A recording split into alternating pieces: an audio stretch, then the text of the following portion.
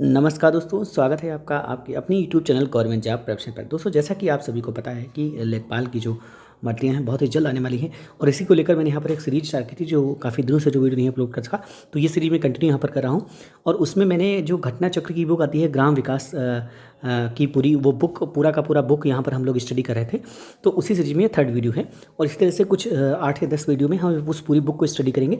और फिर आप कमेंट बॉक्स में बता सकते हैं कि आप कौन सी और बुक ग्राम विकास को लेकर स्टडी करना चाहते हैं, वो बुक पूरा का पूरा हम लोग यहाँ पर स्टडी कर लेंगे। तो ज़्यादा समय न लेते हुए चलिए स्टार्ट करते हैं आज का हमारा वीडियो सेशन। यहाँ पर जो हमारा हेडिंग निकल कर आ रहा है वो है पंचायती राज व्यवस्था एवं ग्राम समाज। इसके पहले के जो वीडियोस हैं वो सीरियल से क्रमबद्ध तरीके से मैंने यहाँ पर अपने चैनल पर अपलोड कर दिए हैं। अगर आपने नहीं देखा है तो उनको जाकर चैनल पर आप लोग देख सकते हैं। तो पंचायती राज व्यवस्था को हम लोग स्टडी करते हैं। पंचायती राज व्यवस्था उत्तर प्रदेश में ग्राम पंचायत, क्षेत्र पंचायत और जिला पंचायत आते हैं। तो जो पंचायती राज व्यवस्था उत्तर प्रदेश की है इसमें ग्राम पंचायत आता है, क्षेत्र पंचायत आता है और जिला पंचायत आता है। पंचायती राज व्यवस्था सामान्य ग्रामीण जनता की लोकतंत्र में प्रभावी भागीदारी का सशक्त माध्यम है। 73वें संविधान संशोधन द्वारा एक सुनियोजित पंचायती राज व्यवस्था स्थापित करने का मार्ग प्रशस्त किया गया है। ठीक है, 73वें संविधान संशोधन अधिनियम लागू होते ही प्रदेश सरकार द्वारा प्रदेश के पंचायती राज अधिनियमों अर्थात उत्तर प्रदेश पंचायत राज अधिनियम 1947 एवं उत्तर प्रदेश क्षेत्र पंचायत तथा जिला पंचायत अधिनियम 1961 में अपरिचित संशोधन कर संवैधानिक व्यवस्था को मूर्त रूप दिया गया। राज्य सरकार द्वारा वर्ष 1995 में एक विकेंद्रीकरण एवं प्रशासनिक सुधार आयोग का गठन किया गया था, जिसके द्वारा की गई संशोधनों के अध्ययनोपरांत तत्कालीन कृषि उत्पादन आयुक्त की अध्यक्षता के गठन में गठित उच्च स्तरीय समिति HPC द्वारा वर्ष 1997 में 32 विभागों के कार्य चिन्हित कर पंचायती संस्थाओं को हस्तांतरित करने की सिफारिश की गई थी। नेक्स्ट है, प्रदेश सरकार संवैधानिक भावना के अनुसार पंचायती राज संस्थाओं को अधिकार एवं दायित्व संपन्न करने के लिए कटिबद्ध है। पंचायती राज व्यवस्था का संक्षिप्त इतिहास क्या है, इसके बारे में थोड़ा सा स्टडी करेंगे। तो संक्षिप्त इतिहास की बात करते हैं तो भारत के प्राचीनतम उपग्रंथ ऋग्वेद में सभा एवं समिति के रूप में लोकतांत्रिक स्वायत्तशासी संस्थाओं का उल्लेख मिलता है। इतिहास के विभिन्न अवसरों पर केंद्र में राजनीतिक उथल पुथल के बावजूद सत्ता परिवर्तनों से निष्प्रभावित रहकर भी ग्रामीण स्तर पर यह स्वायत्तशासी इकाइयाँ पंचायतें आदिकाल से निरंतर किसी न किसी रूप में कार्यरत रही हैं। उत्तर प्रदेश में पंचायतों के विकास का प्रथम चरण 1947 से लेकर 1952-53 तक रहा। संयुक्त प्रांत पंचायत राज अधिनियम 1947 7 दिसंबर 1947 को गवर्नर जनरल द्वारा हस्तांतरित हुआ और प्रदेश में 15 अगस्त 1949 से पंचायतों की स्थापना हुई। इसके बाद जब देश का संविधान बना तो उसमें पंचायतों की स्थापना की व्यापक व्यवस्था की गई। कुछ प्रश्न यहाँ पर देख लेते हैं क्या है। प्रश्न है, एक ग्राम पंचायत में महिलाओं के लिए कितने प्रतिशत पद आरक्षित होने चाहिए? तो ये होने चाहिए 33%। ये सारे क्वेश्चन पूछे गए हैं 2015 में, देखिए पूछा हुआ था। 73वें संविधान संशोधन विधेयक द्वारा ग्राम पंचायत स्तर पर महिलाओं के लिए कम से कम 33% पद आरक्षित होने चाहिए। नेक्स्ट है, तहसील स्तर पर सरकारी निकायों को क्या कहा जाता है? तो तहसील स्तर पर सरकारी निकायों को कहा जाता है पंचायत समिति। ठीक है, नेक्स्ट देखते हैं क्वेश्चन है, एक ग्राम पंचायत में ग्रामों के वार्डों से चुने हुए कितने सदस्य होते हैं जिन्हें पंच कहा जाता है? तो इसका आंसर हो जाएगा 7 से 17, यानी ऑप्शन नंबर बी आपका सही आंसर हो जाता है।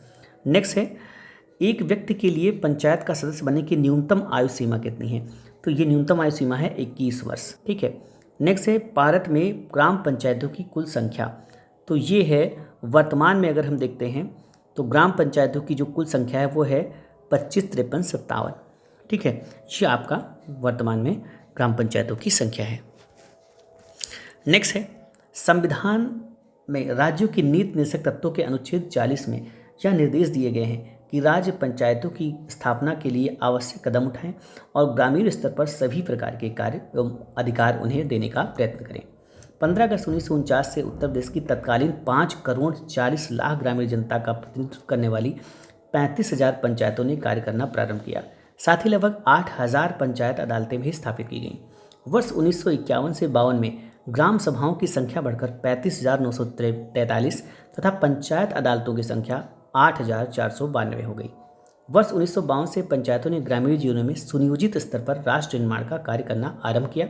इसी वर्ष पहली पंचवर्षीय योजना प्रारंभ हुई। तो पहली पंचवर्षीय योजना कब हुई थी? वर्ष 1952 में। नेक्स्ट है, योजना की सफलता के लिए शासन द्वारा पंचायत अदालत स्तर पर विकास समितियों के सदस्य मनोनीत किए गए। ग्राम पंचायत स्तर पर पंचायत मंत्री, विकास समितियों का भी मंत्री नियुक्त किया गया। जिला नियोजन समिति में भी प्रत्येक तहसील से एक प्रधान मनोनीत किया गया। वर्ष 1952-53 में जमींदारी विनाश के पश्चात ग्राम समाज की स्थापना हुई और ग्राम सभाओं के अधिकार बढ़ाए गए। पंचायती विकास का दूसरा चरण 1953-1954 से लेकर 1959-1960। तो इसमें देखते हैं क्या क्या चीज़ें हुई। तो वर्ष 1953-54 में पंचायतों की सक्रियता एवं विभिन्न विकास संबंधी कार्यक्रमों में उनका सहयोग बढ़ाने के लिए विधानसभा के सदस्यों की एक समिति नियुक्त की गई। इस समिति के सुझावों को दृष्टि में रखकर पंचायत राज संशोधन विधेयक तैयार किया गया, जो पंचायतों के अगले दूसरे आम चुनाव में क्रियान्वित हुआ। वर्ष 1955 में पंचायतों का दूसरा आम चुनाव संपन्न हुआ, जिसमें ग्राम सभा व ग्राम समाज की क्षेत्राधिकार को एक कर दिया गया। वह 250 या इससे अधिक जनसंख्या वाले हर ग्राम में ग्राम सभा संगठित करते हुए दूसरे आम चुनाव में ग्राम पंचायतों की संख्या बढ़कर 72,425 हो गई। वर्ष 1957-58 में पंचायतों के क्षेत्रीय परिवर्तन के कारण उनकी संख्या 72,425 के स्थान पर 72,409 रह गई, जबकि अन्य न्याय पंचायतों की संख्या 85,851 थी। वर्ष 1955 के चुनाव के बाद पंचायत अदालतों का न्याय पंचायत नामकरण किया गया है। नेक्स्ट है, वित्तीय वर्ष 1959 और 60 में पंचायतों का कृषि विषयक कार्यों की दृष्टि से उल्लेखनीय वर्ष रहा है। इस वर्ष पंचायतों ने खाद्यान्न की उपज बढ़ाने के लिए चलाए गए रबी और खरीफ आंदोलन में विशेष उत्साह का प्रदर्शन किया। इस उद्देश्य से अधिकांश ग्राम सभाओं में कृषि समितियों की स्थापना की गई। पंचायतों के विकास का तीसरा चरण 1960 से 1961 से लेकर 1971 से 72। वर्ष 1960-61 में गांव को आत्मनिर्भर तथा संपन्न बनाने के उद्देश्य से ग्राम पंचायत क्षेत्रों में कृषि उत्पादन तथा कल्याण उप समितियों का गठन ग्राम सभा स्तर पर किया गया। इसी वर्ष पंचायत राज अधिनियम में संशोधन द्वारा ग्राम पंचायतें तथा न्याय पंचायतों की चुनाव पद्धति में आंशिक परिवर्तन किया गया, जिसके अनुसार ग्राम सभा के प्रधान का चुनाव गुप्त मतदान प्रणाली द्वारा किया जाने का निश्चय हुआ। ठीक है, नेक्स्ट 10 फरवरी 1961 से 7 फरवरी 1962 के मध्य पंचायतों का तृतीय सामान्य निर्वाचन संपन्न हुआ। श्री बलवंत राय मेहता समिति की सिफारिशों के आधार पर भारत सरकार के निर्देशानुसार सत्ता के विकेंद्रीकरण के सिद्धांतों के अनुरूप उत्तर प्रदेश क्षेत्र समिति एवं जिला परिषद अधिनियम 1961 क्रियान्वित किया गया। इस अधिनियम के अनुसार प्रदेश में ग्राम सभा, क्षेत्र समिति तथा जिला परिषद की इकाइयों को एक सूत्र में बांधा गया और प्रदेश में त्रिस्तरीय पंचायत राज व्यवस्था प्रारंभ हुई। पंचायतों के तीसरे आम चुनाव के पश्चात प्रदेश में ग्राम पंचायतों की संख्या 72,233 तथा न्याय पंचायतों की संख्या 8,594 थी। पंचायतों के विकास का चौथा चरण 1972-1973 से लेकर 1979 और 1981-1982। वर्ष 1972-73 में पंचायतों के चौथे आम चुनाव संपन्न हुए। उस समय प्रदेश में ग्राम पंचायतों की संख्या 72,834 और न्याय पंचायतों की संख्या 8,792 थी। 30 अक्टूबर 1971 को विभाग के ग्राम स्तरीय कार्यकर्ता पंचायत सेवकों के शासकीय कर्मचारी हो जाने के उपरांत ग्राम पंचायतों की गतिविधियों में अपेक्षित सुधार हुआ और तदुपरांत बड़ी द्रुत गति से ग्राम पंचायतों अर्थात ग्रामोपयोगी सत्ता की जड़ें गहरी जमने लगी।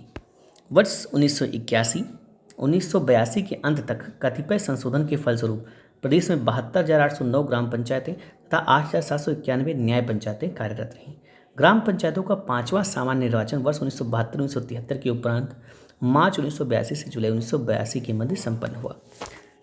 नेक्स्ट है, इस सामान्य निर्वाचन में ग्राम सभाओं की संख्या 74,060 थी। इन चुनाव में उनके मतदाताओं की आयु 21 वर्ष से घटाकर 18 वर्ष कर दी गई। पंचायतों की विकास का पांचवा चरण, तो पांचवा चरण कब से कब तक रहा? 1983 से 84 से लेकर 1992 और 1993। वर्ष 1988 में ग्राम पंचायतों का छठा सामान्य निर्वाचन संपन्न हुआ। वर्ष 1988 में ही पंचायत राज अधिनियम में संशोधन कर यह व्यवस्था की गई कि ग्राम पंचायतों के सदस्य पदों पर 30% प्रशिक्षित या प्रतिनिधित्व महिलाओं को प्राप्त होना चाहिए। साथ ही यह व्यवस्था भी की गई कि प्रत्येक ग्राम पंचायत में कम से कम एक अनुसूचित जाति की महिला को प्रतिनिधित्व प्रदान किया जाए। इस आम चुनाव में ग्राम पंचायतों की संख्या 73,927 तथा न्याय पंचायतों की संख्या 8814 थी, जिसमें महिला प्रधानों की संख्या 930 तथा महिला सदस्यों की संख्या 1,50,577 थी, जिसमें अनुसूचित जाति की महिला सदस्यों की संख्या 65,937 थी। वर्ष 1989 में ग्रामीण क्षेत्रों में बेरोजगार और अल्प रोजगार वाले पुरुषों एवं महिलाओं के लिए लाभकारी रोजगार सृजन करने के उद्देश्य से जवाहर रोजगार योजना प्रारंभ की गई। इस योजना के कार्यान्वयन का भार ग्राम पंचायतों को सौंपा गया। ग्राम पंचायतों के विकास का छठवां चरण 1993 से 1994। भारतीय संविधान के निर्माण के समय ही राज्य के नीति निर्देशक सिद्धांत के अंतर्गत अनुच्छेद 40 में आधारभूत स्तर पर पंचायतों को मान्यता देते हुए यह कहा गया कि राज्य ग्राम पंचायतों को संगठित करने के लिए उपाय करेगा और उन्हें ऐसी शक्तियां अधिकार प्रदान करेगा जो उन्हें स्वायत्त शासन की इकाई के रूप में कार्य करने के लिए आवश्यक है। वर्ष 1994 में देश की ग्राम पंचायतों को संवैधानिक इकाई मानते हुए स्वशासी संस्था के रूप में स्थापित करने, उनमें एक रूपता लाने, निश्चित समय पर उनके चुनाव सुनिश्चित कराने, आर्थिक रूप से उन्हें सुदृढ़ करने तथा पंचायतों को संवैधानिक दर्जा देने के उद्देश्य से 72वां संविधान संशोधन लोकसभा में प्रस्तुत किया गया, जो बाद में 73वां संविधान संशोधन 1992 के रूप में 24 अप्रैल 1993 से संपूर्ण देश में लागू हुआ। ठीक है, नेक्स्ट देखते हैं आगे क्या जानकारी दी जा रही है।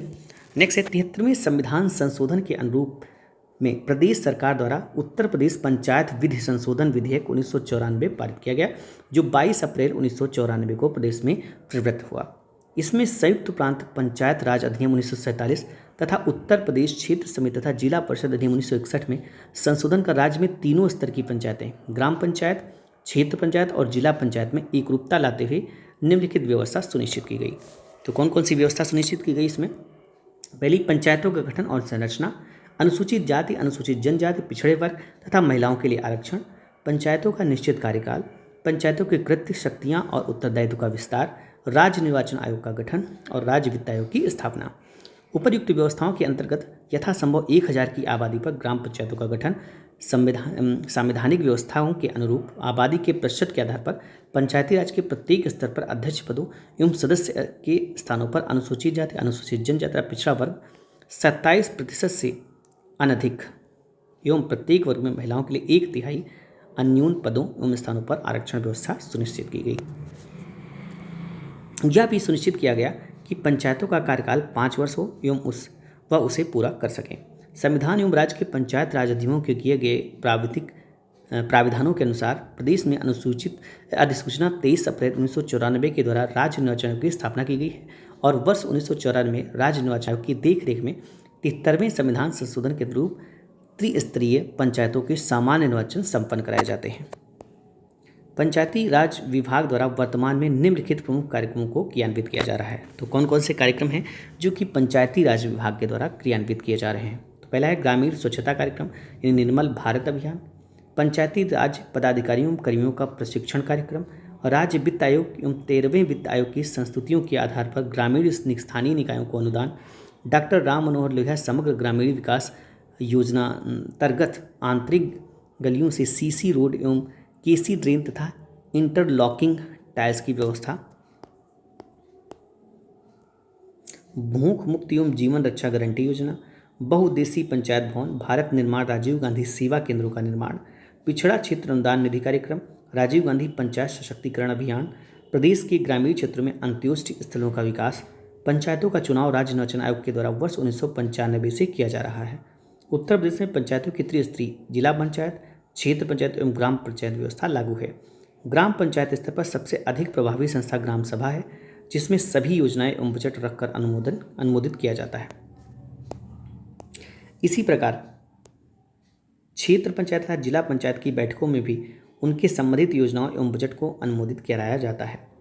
वर्तमान में उत्तर प्रदेश सरकार की आधिकारिक वेबसाइट के अनुसार उत्तर प्रदेश में 59,163 ग्राम पंचायत, 822 क्षेत्र पंचायत, 8,135 न्याय पंचायत और 75 जिला पंचायत हैं, जबकि उत्तर प्रदेश के पंचायती राज विभाग की वेबसाइट पर कुल ग्राम पंचायतों की संख्या 58,398 दी गई है।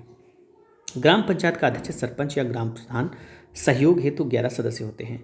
उत्तर प्रदेश में नगर निकाय 3 प्रकार के गठित किए जाते हैं? नगर निगम, नगर पालिका परिषद एवं नगर पंचायत।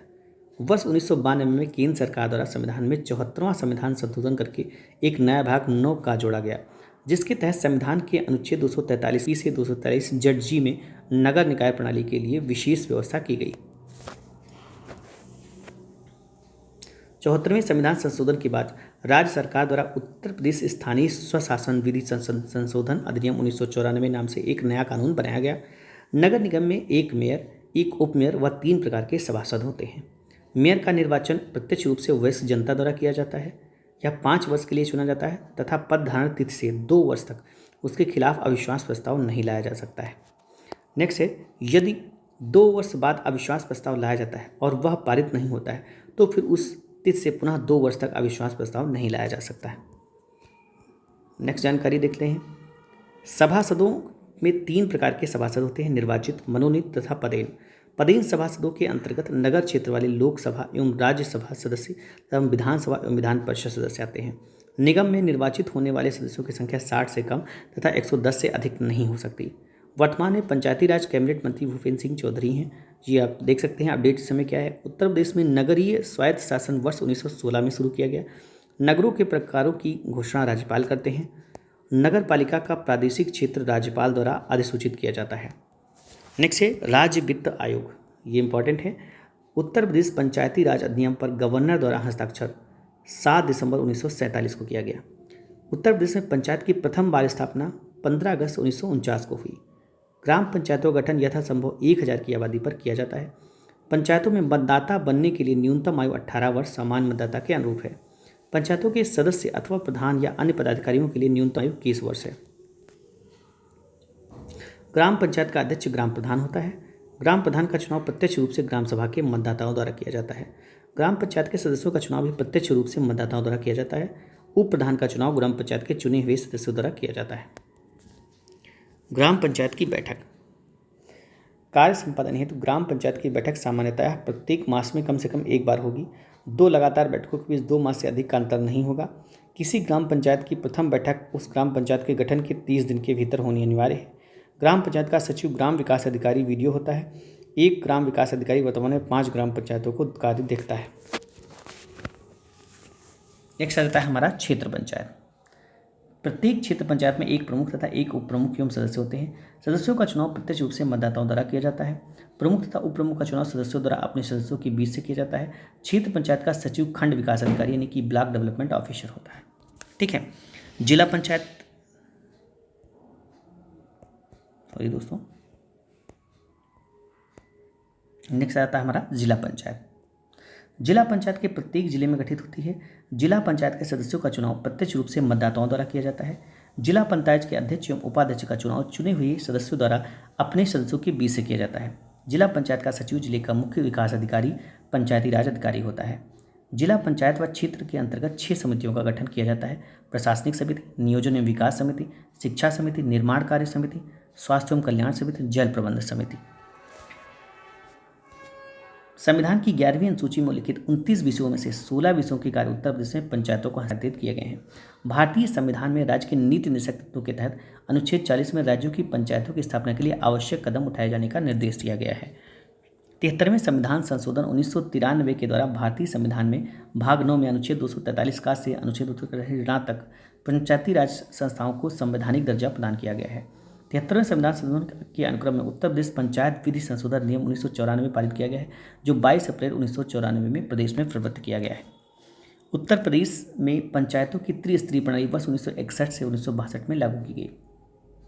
प्रत्येक प्रादेशिक निर्वाचन क्षेत्र के लिए निर्वाचक नामावली, ग्राम पंचायत के प्रत्येक प्रादेशिक निर्वाचन क्षेत्र के लिए एक निर्वाचक नामावली राज्य निर्वाचन आयोग के अधीक्षण, निदेशन और नियंत्रण के अधीन तैयार की जाएगी।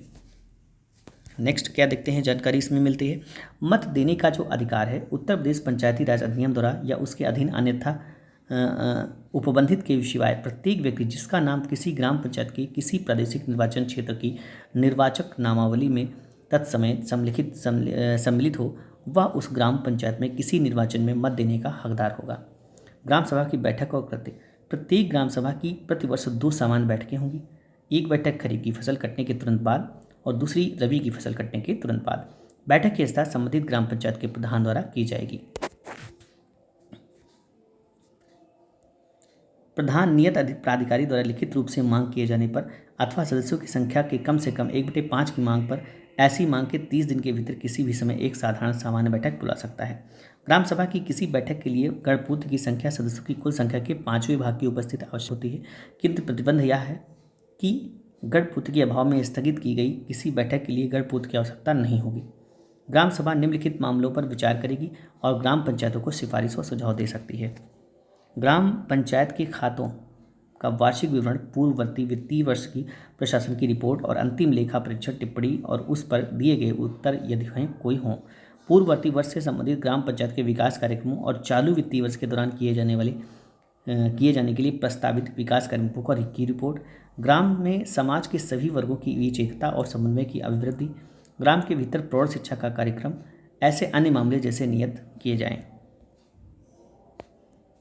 इसके अलावा ग्राम सभा निम्नलिखित कृत्यों का संपादन करेगी। सामुदायिक कल्याण कार्यक्रमों के लिए स्वैच्छिक श्रम और अंशदान जुटाना। ग्राम से संबंधित विकास योजनाओं के कार्यान्वयन के लिए हितधारी का पहचान। ग्राम से संबंधित विकास योजनाओं के क्रियान्वयन में सहायता पहुंचाना। ग्राम पंचायत का प्रधान। ग्राम पंचायत का एक प्रधान होगा जो उसका अध्यक्ष होगा। राज्य सरकार आदेश द्वारा प्रधान के पदों को अनुसूचित जातियों, अनुसूचित जनजातियों और पिछड़े वर्गों के लिए आरक्षित करेगी। आरक्षित प्रधानों के पदों की कुल संख्या के 1/3 से अन्यूत पद यथास्थिति अनुसूचित जातियों, अनुसूचित जनजातियों और पिछड़े वर्गों की महिलाओं के लिए आरक्षित होंगे। प्रधान का निर्वाचन। ग्राम पंचायत का प्रधान किसी निर्वाचन क्षेत्र के प्रादेशिक निर्वाचन क्षेत्र के लिए निर्वाचन नियमावली में रजिस्ट्रीकृत व्यक्तियों द्वारा अपने में से निर्वाचित किया जाएगा। यदि किसी ग्राम पंचायत के सामान्य निर्वाचन में प्रधान का निर्वाचन नहीं किया जाता और ग्राम पंचायत के कुल सदस्यों की संख्या के 2/3 से कम सदस्य निर्वाचित किए जाते हैं तो राज्य सरकार या इसके द्वारा तदर्थ प्राधिकृत कोई अधिकारी आदेश द्वारा या तो प्रशासनिक समिति जिसमें ग्राम पंचायत के सदस्यों के रूप में निर्वाचित किए जाने के लिए ऐसी संख्या में जैसे वह उचित समझे आर्य व्यक्ति होंगे या प्रशासन नियुक्त कर सकता है। प्रशासनिक समिति के सदस्य या प्रशासक 6 माह से अनधिक ऐसी अवधि के लिए जैसा कि राज्य सरकार निर्दिष्ट आदेश में विनिर्दिष्ट करे पद धारण करेगा। उत्तर प्रदेश पंचायत राज अधिनियम के प्रयोजनों के लिए प्रशासनिक समिति का प्रशासनिक सम्यक रूप से संगठित ग्राम पंचायत समझी जाएगी। उप प्रधान का चुनाव पंचायत के चुने हुए सदस्यों द्वारा किया जाता है। कतिपय पदों के एक साथ धारण करने का प्रतिबंध। कोई व्यक्ति एक साथ ग्राम पंचायत का प्रधान और न्याय पंचायत का पंच नहीं होगा या एक से अधिक प्रादेशिक निर्वाचन क्षेत्रों में ग्राम पंचायत का सदस्य नहीं होगा। ठीक है, नेक्स्ट है ग्राम पंचायत का सदस्य और न्याय पंचायत का पंच नहीं होगा या एक से अधिक ग्राम पंचायतों या न्याय पंचायतों में कोई पद धारण नहीं करेगा। इसके अलावा कोई व्यक्ति ग्राम पंचायत का प्रधान सदस्य या न्याय पंचायत का पंच निर्वाचित होने या ऐसा पद धारण करने के लिए अनर्ह होगा यदि वह संसद या राज्य विधानमंडल का सदस्य या किसी क्षेत्र पंचायत का सदस्य या प्रमुख या उप प्रमुख या किसी जिला पंचायत का सदस्य अध्यक्ष या उपाध्यक्ष या किसी सहकारी समिति का अध्यक्ष या उपाध्यक्ष है। ग्राम प्रधान को हटाने की प्रक्रिया। प्रधान को हटाने हेतु ग्राम पंचायत द्वारा एक विशेष बैठक बुलाई जाती है जिसमें 15 दिन पूर्व सूचना देनी अनिवार्य होगी। इस बैठक में ग्राम सभा के उपस्थित और मतदान करने वाले सदस्यों के 2/3 बहुमत द्वारा प्रधान को हटाया जा सकता है। ग्राम प्रधान को हटाने के लिए बुलाई गई विशेष बैठक के लिए गणपूर्त का होना आवश्यक है जो उस ग्राम सभा के 1/3 सदस्यों का से कम नहीं होगी। यदि बैठक में गणपूर्त या अपेक्षित बहुमत न होने के कारण प्रधान को हटाने हेतु प्रस्ताव पारित न हो सके तो उसी प्रधान को हटाने के लिए दूसरा इस प्रकार का प्रस्ताव उस बैठक से 1 वर्ष के भीतर नहीं लाया जा सकता। नेक्स्ट है पंचायत क्षेत्र की घोषणा। राज्य सरकार उत्तर प्रदेश पंचायती राज अधिनियम के प्रयोजनों के लिए अधिसूचना द्वारा किसी ग्राम या ग्रामों के समूह जिसकी जनसंख्या यथासाध्य 1000 हो पंचायत क्षेत्र घोषित कर सकती है।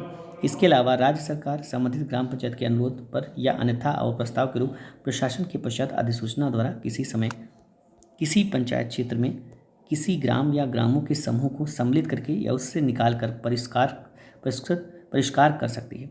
पंचायत क्षेत्र के नाम में परिवर्तन कर सकती है या यह घोषणा कर सकती है कि कोई क्षेत्र पंचायत क्षेत्र नहीं रह गया है। ग्राम पंचायत। प्रत्येक ग्राम पंचायत के क्षेत्र के लिए उस पंचायत के क्षेत्रों के नाम पर एक ग्राम पंचायत संगठित की जाएगी। प्रत्येक ग्राम पंचायत एक निगमित निकाय होगी। किसी ग्राम पंचायत में एक प्रधान और किसी पंचायत क्षेत्र की स्थिति में जिसकी जनसंख्या 1000 तक हो 9 सदस्य होंगे। 1000 से अधिक किंतु 2000 से अनधिक हो 11 सदस्य होंगे। 2000 से अधिक किंतु 3000 से अनधिक हो 13 सदस्य होंगे। या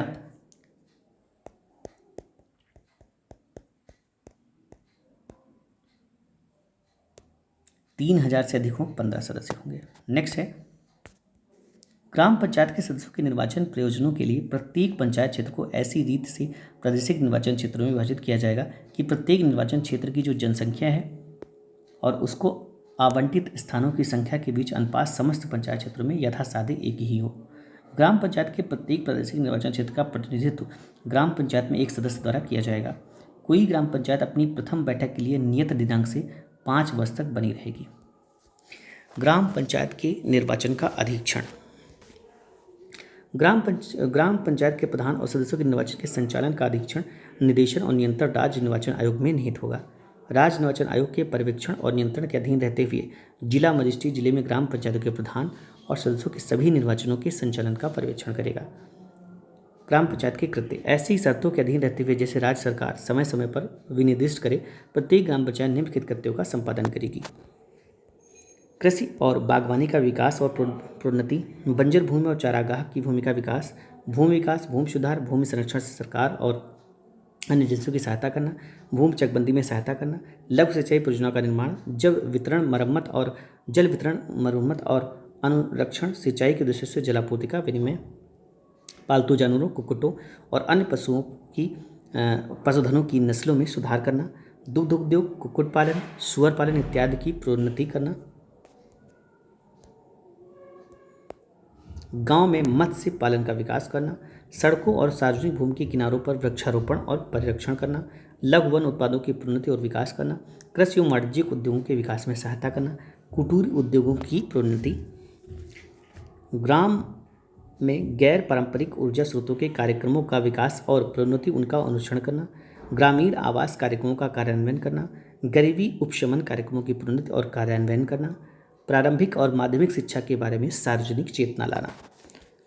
नेक्स्ट है, ग्रामीण स्वच्छता की प्रोन्नति एवं महामारियों के विरुद्ध रोकथाम करना, ग्रामीण पंचायत स्तर पर महिला एवं बाल विकास कार्यक्रमों के क्रियान्वयन में भाग लेना इत्यादि। ग्राम पंचायत प्रतिवर्ष पंचायत क्षेत्र के लिए एक विकास योजना तैयार करेगी और उसे संबंधित क्षेत्र पंचायत को ऐसे दिनांक के पूर्व और ऐसे प्रारूप और रीति में ऐसी नियत की जाए प्रेषित करेगी। न्याय पंचायत की स्थापना। राज्य सरकार अथवा नियत प्राधिकारी जिले को सर्किलों में विभाजित करेगा और ग्राम पंचायतों की अधिकारिता के अधीन रहते हुए प्रत्येक सर्किल में उतने क्षेत्र समाविष्ट होंगे जितने इष्टकर हों और ऐसे प्रत्येक सर्किल के निमित्त एक न्याय पंचायत की स्थापना करेगा। प्रतिबद्ध यह है कि प्रत्येक सर्किल के भीतर ग्राम पंचायतों के क्षेत्र परस्पर संलग्न होंगे। प्रत्येक न्याय पंचायत में सदस्यों की संख्या न्यूनतम 10 तथा अधिकतम 25 के अधीन रहते हुए उतनी ही होगी जो नियत की जाए, किंतु न्याय पंचायत की यह विधि सम्मत होगा कि उसमें किसी रिक्त के होते हुए भी वह कार्य करती रहे। प्रतिबंध यह है कि उसमें पंचों की संख्या नियत संख्या के 2/3 से कम न हो।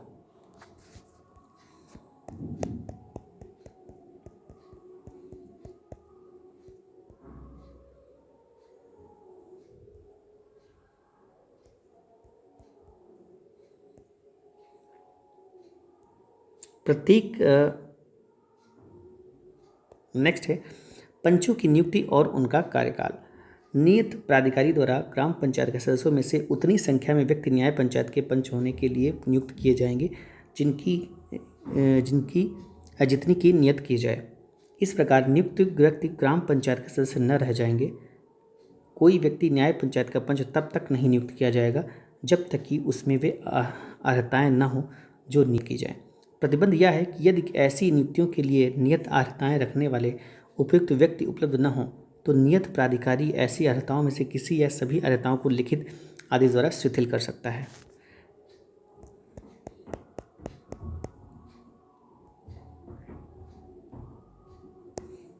इस प्रकार नियुक्त पंच ऐसी रीति से और ऐसी अवधि के भीतर जो नियत की जाए अपने में से ऐसे 2 व्यक्तियों को जो कार्यवाहियों को अभिलिखित करने की क्षमता रखते हों सरपंच तथा सहायक सरपंच नियुक्त कर सकते हैं। न्याय पंचायत के प्रत्येक पंच का कार्यकाल इस प्रकार उसकी नियुक्ति के दिनांक से प्रारंभ होगा और जब तक इस अधिनियम के उपबंधों के अधीन अन्यथा समाप्त न हो जाए उस ग्राम पंचायत के कार्यकाल के साथ समाप्त होगा जिससे वह नियुक्त किया गया है। ठीक है। प्रतिबंध यह है कि सरपंच तथा सहायक सरपंच अपने अपने पदों पर तब तक बने रहेंगे जब तक उनके उत्तराधिकारी निर्वाचित अथवा नियुक्त न हो जाएं। नेक्स्ट है न्याय पंचायत की न्यायपीठ। सरपंच न्याय पंचायत के समक्ष आने वाले आपराधिक वादों तथा जांचों के निस्तारण के लिए न्यायपीठें बनाएगा, जिसमें प्रत्येक में 5 पंच होंगे। कोई पंच सरपंच अथवा सहायक सरपंच किसी ऐसे वाद की विचारण अथवा जांच से भाग न लेगा जिसमें वह स्वयं या उसका कोई निकट सेवायोजित कर्मचारी, ऋणीदाता अथवा भागीदार एक पक्ष हो अथवा जिसमें उनमें से कोई व्यक्ति रूप से अभिरुचि रखता हो। राज्य सरकार किसी वर्ग अथवा वर्गों के वादों के विचारण के लिए एक विशेष न्यायपीठों का संगठन नियत कर सकती है। प्रतिबंध यह है कि राज्य सरकार किसी भी समय ऐसे विशेष न्यायपीठ के पुनर्संगठन के आदेश दे सकती है। न्यायपीठों के बनाए जाने अथवा उनके कार्यकरण के ढंग से संबंधित कोई विवाद नियत प्राधिकारी को आदेशित किया जाएगा, जिसका निर्णय अंतिम होगा। सहायक सरपंच की शक्तियाँ। सहायक सरपंच की ऐसी शक्तियों का प्रयोग करेगा जो नियत की जाएं। पंच सरपंच अथवा सहायक सरपंच ऐसे प्राधिकारी को जो नियत किए जाएं संबोधित स्वहस्तांतरित लेख द्वारा इस प्रकार अपना पद त्याग कर सकेगा। तो ये था दोस्तों आज का वीडियो, और इसी के आगे और भी वीडियो आपको कंटिन्यू इसके मिलते रहेंगे, और इस तरीके से हम इस पूरी किताब को फिनिश करेंगे। उसके बाद आप कमेंट में हमें बता सकते हैं कि आप और कौन सी बुक का चाहते हैं कि ग्राम पंचायत किस बुक का पूरा स्टडी किया जाए। तो अगर आपको वीडियो पसंद आया है तो इसे ज़रूर लाइक करें। मिलते हैं नए वीडियो के साथ, तब तक के लिए थैंक्स फॉर वॉचिंग।